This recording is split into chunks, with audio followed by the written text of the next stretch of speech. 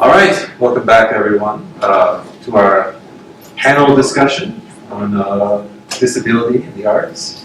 I'd just like to take this opportunity to say that Hubcity Theatre is very proud to be hosting this evening. And to introduce myself, for those that might not know me, I'm Mark McPhee, Board Chair of Hubcity Theatre, and I'll be moderating this discussion. So I'll introduce, of course, Paul Power. He's our former artistic director. He's also a part of St. John's at Shakespeare by the Sea. He's headed up the Liffey Theatre, I think, in Calgary for a while. A lot of experience in the arts, and now he's beginning to work on his own Power productions, and I believe you'll be traveling to London for their Fringe Festival, London, Ontario. Excellent. Moving on, we have J.B. Vanier, whose recent experience with the Hubcity Theatre are having a role in Dial M for Murder. He's recently guest directing our 12 Angry Jurors dramatic reading. He is also a dramatic arts teacher at the Center for Arts and Education. Moving on, we have Cody Bolton. He's also a board member of Hubcity Theatre. He's got some experience working with disability in the arts, with having directed Paul's play Roomies on tour last year, and a presentation at the Empress the Fall Before. And of course, we have Stevie Fry, who is Paul's co-star.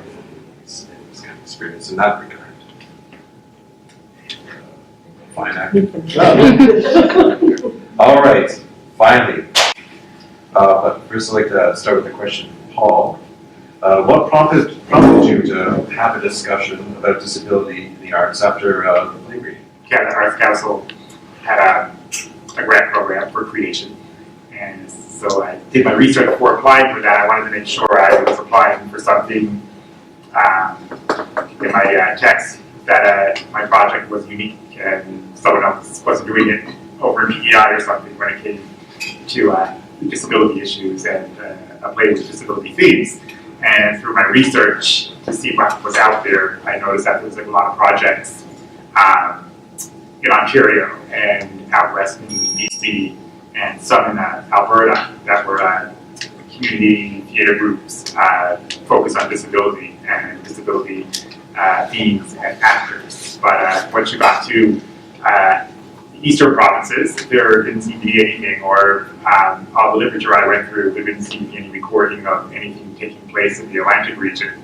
There doesn't seem to be anything there. I was always wondering, is it because it's just not happening, or people just don't know about it? And if people don't know about it, why not? So I thought it was a good opportunity, since the play dealt with that theme, to also get community talking. And the main crux of this was getting people from the arts community in the room, as well as persons with disabilities, to sort of make that bridge and get people talking about it. Thank you. So I guess I'll open up the discussion with the rest of the panel and ask each of you, based on your own experiences and travels, in your opinions, where are we right now where it comes to representation of persons with disabilities in the arts, and whether that's locally in Brunswick or the Maritime, or even nationally? So I mean, like, it's like, I feel like it's just starting. So I think it was 2 years ago, there was the Medea at Stratford, or is it Cymbeline? That had the lead female was in a wheelchair, and it was like a big thing, you know. And they just had the version of Spring Awakening in New York with people with deaf people, so it was primarily actually in sign language, and then they just added like someone to speak. So like the opposite that you would traditionally get in any kind of performance like that. So I think it's starting to begin, but there's still like a huge lack of visibility. So when it does happen, it's like a huge thing. Everyone's like, congratulations, you know, kind of thing, when really it's like, okay, like, Fine. yeah, you know, kind of thing. So it's starting, but it's every once, it's like an exclamation point as opposed to just being like a regular just period that happens, you know. To repeat the question, we were asking what people's opinions were about how we're doing with representation when it comes to disability in the arts, and whether that how we're doing locally, nationally, or just even generally when it comes to the arts. Did you want to take that? Yeah, I mean, I guess I would just, I probably have a little less input than some of the, but working with roomies, I would say, just through that experience, and taking it with a great team on tour, you start to see things that you don't really pick up on before. And I mean, I will say, I mean, before working on roomies with Paul and having an opportunity, it wasn't even something that I was really aware of, and shame on me for that being the case. But being with roomies, even some of the locations you go to, I mean, I think we can all think of a couple where we were doing roomies and we didn't find out until we got there that it actually, the area we were performing in was not accessible if you had a physical disability. And so these kinds of areas where they do these kinds of arts performances, whether it's music related, whether it's through theater, whatever it is, these are areas where they were inaccessible for people. I think there's like you said, we have to kind of be making people aware of it, but you also said that there's always an exclamation point. And when it comes up, it's like, oh yes, good job, good job. And I think also it probably needs to kind of it needs to evolve beyond that. It's more than just, it's one exclamation point, like, oh, well done, you're doing your own thing over here, and this came up in Halifax as well. It's going to move beyond that. It's going to become a more regular thing. It's going to be more recognized and understood and seen as normal. And it's not some surprising thing, and let's just support them this one time. I think that's happening, and I mean, maybe starting out, that's how it'll be, but eventually it needs to get beyond that. Steve. Hey. Yeah, no, I think in general, when it comes to disability arts, I think we're really dropping the ball. Like the main goal, of course, is equality, whether we're talking about race, gender, sexual preference, no matter what. But if you're sitting at home and you're flipping through the channels on TV or something like that, you will see all races, you'll see all genders. It's not uncommon to see, representation from the LGBTQ community. But how often do you see that bank teller in a wheelchair or something like that, right? So, and it all needs work, right? Like, we're not there yet on any front, but I do think in the disability arts, we're a little further behind than we are with everything else. Coming back to Cody, when it comes to observations you might have had, like dealing with disability as a major theme in the production, what would it be like, or what have you learned when it comes to working with an actor that has a disability, or advice you might have for directors that have worked, that would be working in that scenario? Yeah. I mean, I know Paul for quite a while before doing roomies, so I think one of the things that you do have to be aware of when you're even talking about the set, and I think there she is, Erin was part of that conversation. We had talked about how, I mean, we have to make sure with the set that there's enough room for Paul to be able to make sure he can move around comfortably and be able to get from one spot to the other, and make sure that if he's leaning up against the wall in the set, that he has enough room to be able to lean up against that wall. So you have to think through those details leading into it too. And I think those aren't things that I mean, you have to be aware of those up front. But I would say, I mean, that's the biggest thing, is being able to make sure that when you're making an entrance, that you have the door, I mean, depending on what the disability could be, that you are thinking those things through, thinking through those details, making sure you have prepared adequately for them. And that can be a tough thing to do at first. And I think that's something that, it's almost like we're not purposely ignoring it, but it's just something you don't think about. And you need to start thinking about it. And so when you're doing the production, maybe thinking about, if we do have someone come to an audition who is physically disabled or anything, we have to be thinking, okay, if they come out, I mean, we need to be thinking in advance, how can we incorporate them into what will have to change, and we need to think of that in advance. Does the rest of the panel have anything to add in that regard, like the awareness of what advice you have? I mean, it takes a concentrated effort, right? So it's not just like you said, you don't think about it, and it's not like shame. You live your life, and it's you have to purposefully say, oh, okay, I should make this accommodation. You know, like you were just talking about, I was thinking about audition rooms in university that we had, and it was like really only like 3 of whatever auditions we were doing for plays were like accessible. Like there was no way up to our second floor where we had our acting class actually. This one, or like there was, but it was like super like convoluted and stuff like that. So you know, it takes a concentrated effort, and it's hard. You know, like whether you're thinking of disability or trying to get more. I mean, like as you can see, we have a very panel here, you know. So like it's hard. You have to dig in and try to find those people, and it's about finding a way to allow kind of a streaming into that capability. I think if you open up that possibility too, it makes disabled actors feel more comfortable with putting themselves into that situation.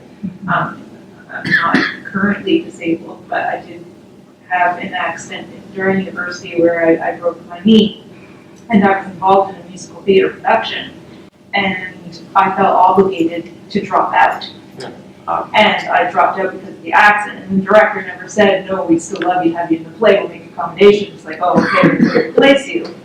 Whereas in another thing, I kind of had to be in a play because the musical theater was extracurricular. The other play was part of my degree.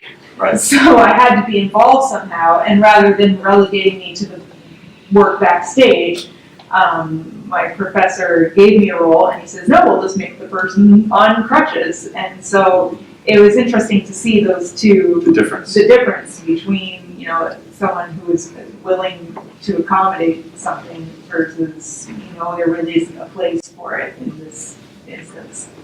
And maybe there would have been had I spoken to the director and said, hey, I broke my leg, I'd still love to be a part of this. Right. But instead I just felt like I would be an inconvenience had I tried to continue to work on that project. That's kind of the norm, or should I say stigma, that had become accepted. Yeah. Kind of, we did the same thing. She dislocated her kneecap in the play that we were doing. She was the really hyperactive, run around dancing character. That was pretty much like she was the one to do this, and she dislocated her kneecap. And we. I learned how to fly on those crutches. Oh, Yeah. So we found some crutches, and we actually like painted them pink and bedazzled them and everything because it like suited her character in the entire dance number. We actually it would be her dancing with 2 guys dancing behind her. I was one of them. We actually got our own crutches, and we made a brand new dance number where we kind of did the crutches with her. Yeah, we turned it into like a kind of Fosse style, and we used, the boys used the crutches as canes, where I used them functionally, and we just incorporated it into our show at the dinner theater. Yeah, they were very accommodating. And I had a similar experience too, where I had an accident in high school, and I was in a wheelchair for a while, and I also felt very obligated, like I felt like I was inconveniencing them, and no one for a second was like, no, let's work with this. It was like, okay, well, you're gone, figure out something else to do with your time. So it is really interesting to look at the 2 different scenarios, and it's a little heartbreaking that I find the former is the more normal thing in the arts as to accommodating It's everything. funny you bring that up. I was directing Shakespeare at Newfoundland a couple of years ago, and I had seen a blog that was from Shakespeare plays, and one of my lead actors broke his leg, and he was playing a scene from Romeo and Juliet as Romeo, and Lysander in Midsummer Night's Dream, and he broke his leg, he was on crutches, and he came to me and said, I don't want to drop out, but I understand, and B, of course, I'm like, that's the problem. But we incorporated it, and it worked really well with even physical comedy in Midsummer Night's Dream, and we used the crutches, you know, that's how he was trapped.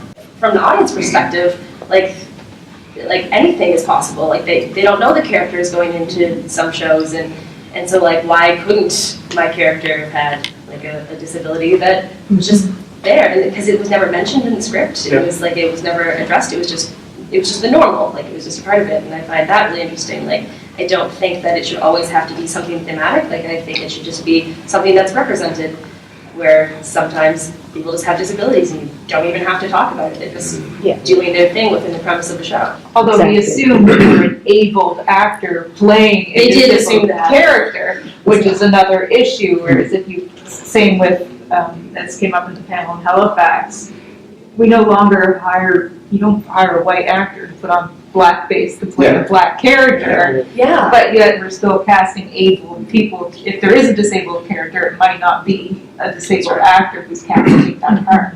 But is that because we're not doing enough, either with the youth or otherwise, to encourage people living with disabilities to think about taking up acting as a hobby or as a career or whatever the case may be? I'm just thinking, JB, of all the kids that I've worked with over the years, I can only think of one that had a physical disability. Like, we've really just had kids on like the autism spectrum, and we've had kids with hearing aids. But yeah, I mean, like, you know, our Tiny Tim is always an able-bodied person, and I don't know how much of that is that what you're saying, like, are they, like, we need to, like I was saying before, you have to dig in and find those people, because maybe there's also a fear on their end as well, you know. It's a chicken and the egg thing, right? I mean, we don't get huge numbers of people with disabilities who are auditioning for shows. I mean, we discuss how they can be accommodated and so forth, but you have to get them into performing to begin with.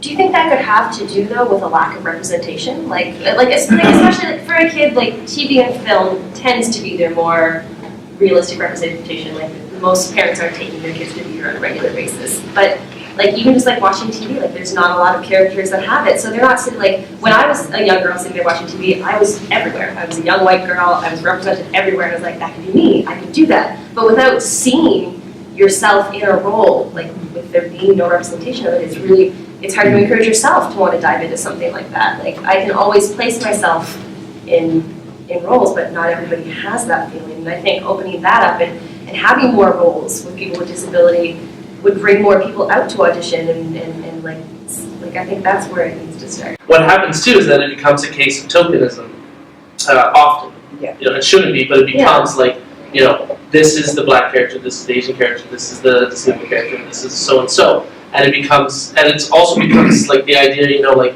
if there's a lot of black people in the movie, then it's suddenly a black movie, right? And if you have a disabled Hamlet, it's about disabled Hamlet as opposed to being about Hamlet. Yeah. So it becomes like a difficult line of crossing, like where does the, you know, like you have to choose what you're doing for the piece. Is the piece about Hamlet, and it just so happens that the best actor for Hamlet for that show is disabled, fantastic. Or is it, you know, like this is about, you know, showcasing the level of quality that a disabled actor could achieve, you know, like, you know, it just comes with this thing of being like, maybe they can't do everything that everyone can, you know, so it's like very disappointing when you see something that's clearly supposed to be like a token as opposed to just being like, oh, they were a good performer and they got the role, you know? Yeah. But I think a pioneer is always going to be a token until it becomes mentioned. Yeah, I mean, That's for right. sure. But Yeah, someone, you've got to begin somewhere. This is how it And it's starts. only, it's Talking if about you it. don't have your tokens,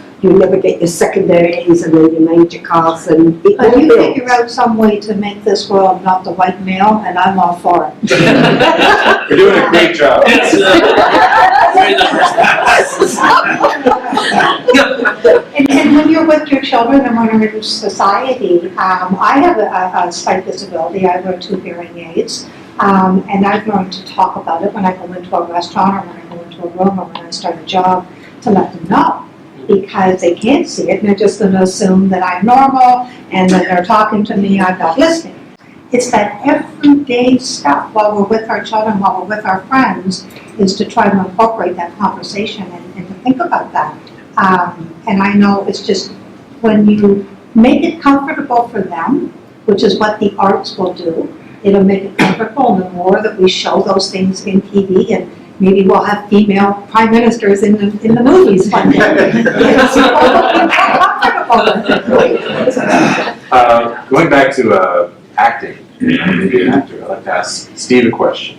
And recently, we toured Roomies for most of last year, and you shared the duty of lead actor with Paul What did you observe or learn? Like, there was a lot of opportunities to have conversations, whether it was in the media or audience members or fellow actors at fringes. What were their reactions? You know, I felt like most of the time the interview was always fun, like, go see the show because it's a disabled play and we're promoting disability awareness and great job everyone. And it's like, no. That's not the point. The point is come see our show because it's a great show. And there happens to be a character with a disability. And that's not the story, right? Because Paul used the word, he's coined the term integrated theater, which I prefer so much more than disability theater.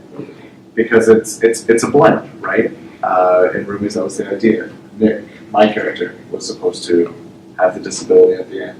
Rumi's was a comedy. Most of you, I think, caught it. And it starts off, so yes, my character was a jerk. And he didn't stay that way, but he was. And so at the beginning of the play, he's pretty brash. And he takes a lot of digs at Paul's character. And not at the disability, just at Paul's character. But I found that audiences, at the very beginning of the play especially, were very resistant to want to laugh. You know? But it's okay to laugh, because the joke is funny, it doesn't touch on the disability, right? He's just poking fun at the character. I feel like people have trouble making that distinction between character and what I see. I remember audiences, they would have that block, but I found that Paul's writing eventually won them over. Yes, and there was a happy ending to the story. It's all bleak and pessimistic. I think we're definitely moving in the right direction, but slow. No, it's slow. Yeah, I think that's a good point, actually, because I think what winds up happening is when people see, I mean, it's like you said, we've seen LGBTQ characters popping up more and more in television and movies, and they are starting to become more normal. I mean, when they first started their period, I mean, I can even think for myself at first, even I thought, well, that's different, I've never seen it on TV before. And now it's becoming more and more of a common thing.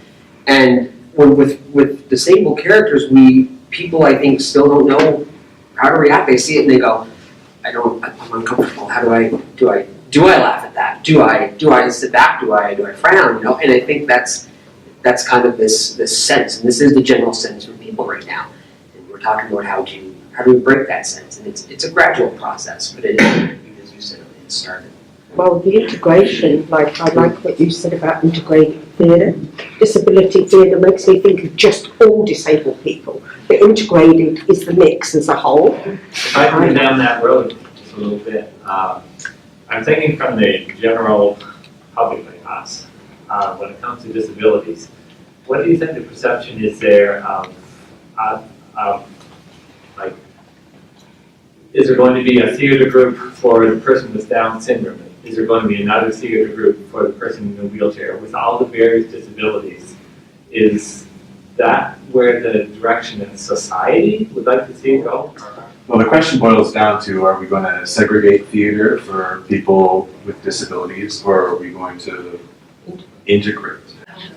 I think in the present day, we need to, I wouldn't say segregate, I think we need to have a movement, like a visible movement of integrated theater, disability theater, whatever you want to see, to get people used to seeing that, and then move away from this segregation to integration. But it has to start somewhere. I remember like the show Ellen, it was a big deal. She came out on TV, and it was the first one. This is before like Will and Grace and all that. And now we're like 20 years later, and it's not a big deal. I think it's sort of the same journey that we have to do with disability. It has to start somewhere, and there has to be, as everyone on the panel that I've been doing pointed out, I've never thought about it before. You have to bring it to the forefront of the mind that to get people thinking about it. I think that means a concentrated group, and then going more for integration. Integration, what it's doing, like you say, most people see someone maybe in a wheelchair or some obvious disability that's visible, and that's all they see.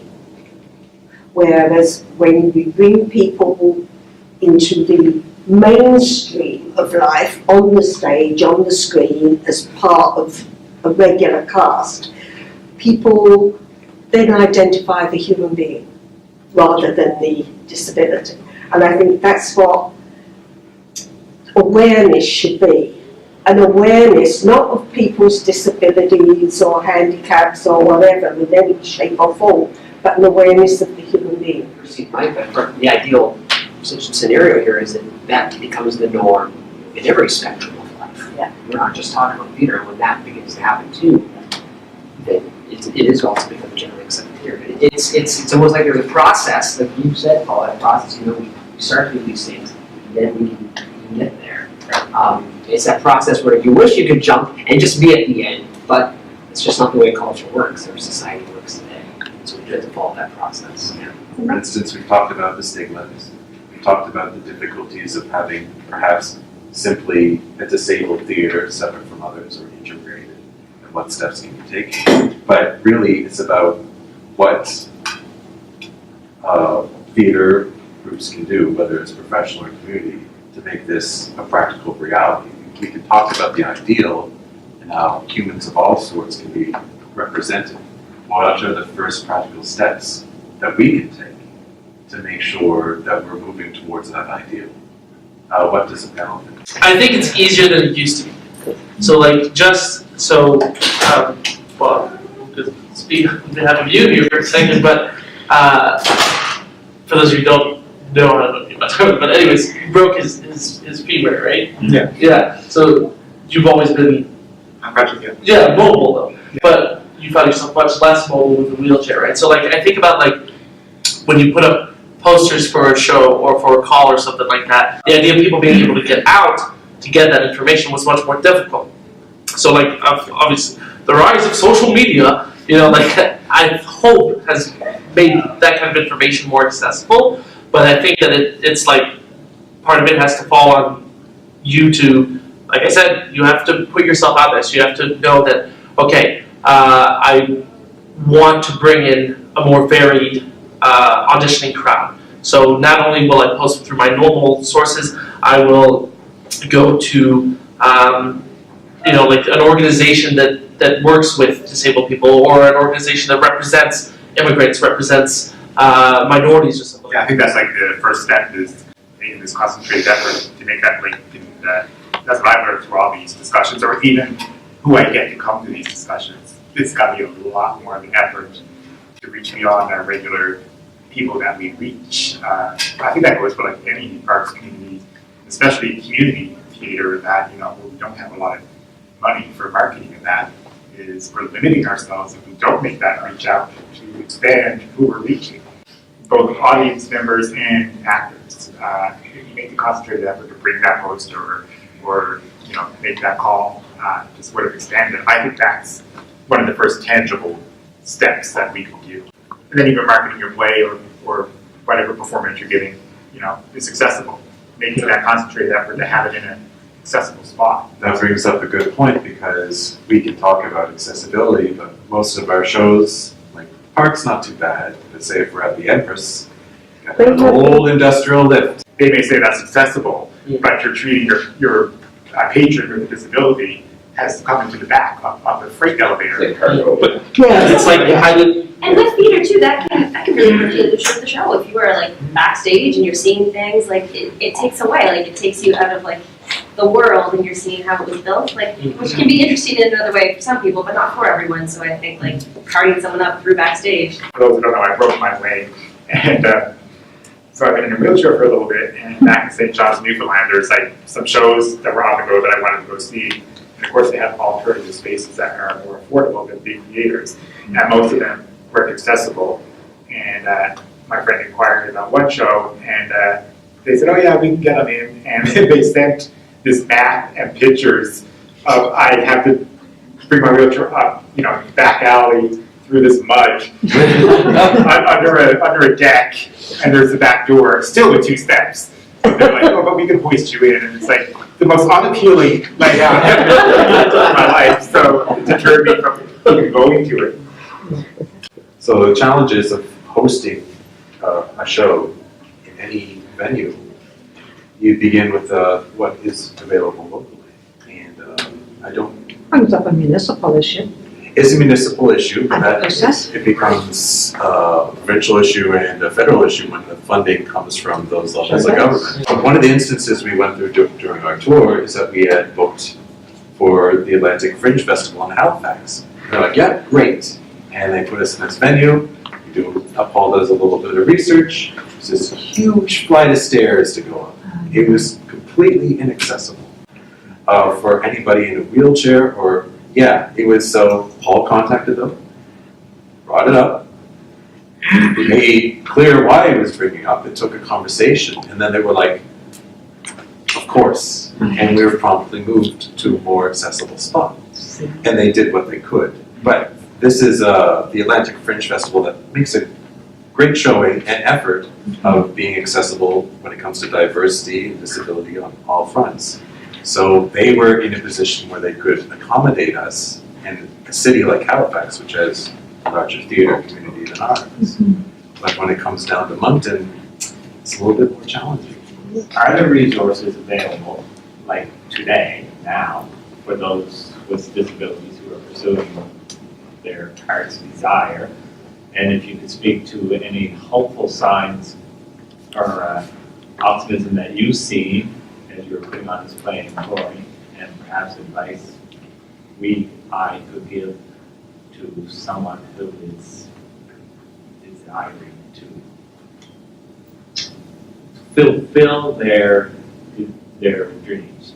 I think the best place to start would be, I learned a lot from the Arts Council of Canada. They have the Equity Office, which is where they keep track of all the resources and everything across the country. Where's that? That's through in Ottawa, but if you go to, I can send you some information after, but if you go to their website, they have contacts, very personable contacts that could help you out with that, and there's a lot of information here, what the treatment is, if it's acting, if it's writing, that sort of stuff. That's the issue. It seems to be, it's a national level of about disability theatre that's coming out of Ottawa, Ontario, out west. That's why I'm doing this. There's not a lot that I know of in the Atlantic region. That would be the best place to start. If anybody has an assessment of what's on the road, and raise supports. So locally, there's probably not a lot. I don't know, really, no, unfortunately. Yeah. We're hoping to change that, but yeah. And this is where it starts. Exactly. Yeah. I'll tell you one thing something good that might come out of this is, like I said, I had to do a final report. One of the things I would recommend, or I'd like to do, is maybe in each of provinces do like an 8-week acting workshop, inclusive of everybody. I would reach out to those disabled organizations, give them the 8 weeks to play in an acting workshop or a theater workshop, and then do some kind of show at the end to give people the experience of doing that. And one of the drawbacks that you always hear as well is we're talking about disabled people coming out and auditioning in that, and they might not get a role because they haven't had the opportunity to hone their skills and develop their craft if they've never been in the show before. So I think that needs to change to be able to give them the opportunity to be competitive, not because they're disabled, but give the experience to be just as competitive as actor number 2 coming in. I'd like to thank everybody for coming. Thank you for all your input. It's a much more livelier audience than Halifax, so kudos. Thank you, Jim. Yes, yes.